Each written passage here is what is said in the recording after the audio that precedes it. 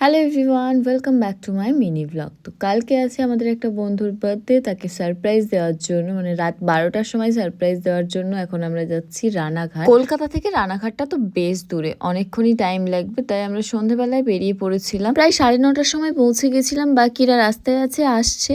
তাই আমরা এখন চা পকোড়া খাচ্ছিলাম। আর এই যে বার্থডে বয় আমাদের পুরো সারপ্রাইজের 12টা বাজিয়ে রেখে দিয়েছে। ও হুট করে দেখি আমি যেখানে বসে আছি সেখানেই চলে এসেছে। এরপর আস্তে আস্তে সবাই চলে আসলো, দেন সেলিব্রেশন শুরু হলো আমাদের। এর আগেও একবার আমরা স্কুটিতে এসেছিলাম, তখন অনেকটা টাইম লেগেছিল, সেই হিসাবে আমরা অনেক তাড়াতাড়ি বেরিয়েছিলাম। বাট আমরা 9:30টার সময় পৌঁছে গেছিলাম। ঠিক 11:30টার সময় ও আমাদেরকে দেখে নিয়েছিল। দেন সবাই চলে আসলো, তারপরে 12টার সময় কেক কাটিং হলো। তো যাই হোক, সারপ্রাইজ স্পয়েল করেছে তো কি হয়েছে, বার্থডে সেলিব্রেটটা কিন্তু বেশ ভালোভাবে মজা করেই সবাই মিলে করলাম। আর এদিকে দেখো, লিজা কেক খেতে ব্যস্ত, কাউকে আর ও চেনে না এখন, কারণ ও কেক ভীষণ পছন্দ করে। তো কেক খাওয়ার পরে আমরা এদিকে এসে বসলাম, একটু চা লস্যি খেতে খেতে সবাই মিলে গল্প করছিলাম। তবে হ্যাঁ, বার্থডে কিন্তু এখানেই শেষ না, কালকে প্রচুর প্রচুর প্ল্যানিং রয়েছে। লস্যি চা সবকিছু খেতে খেতে সবাই মিলে প্রচুর গল্প করলাম, তারপরে চলে গেছিলাম লিজার বাড়িতে। তো কালকে আবার কি করছি সেই সব দেখাবো পরের ভিডিওতে। চলো টাটা।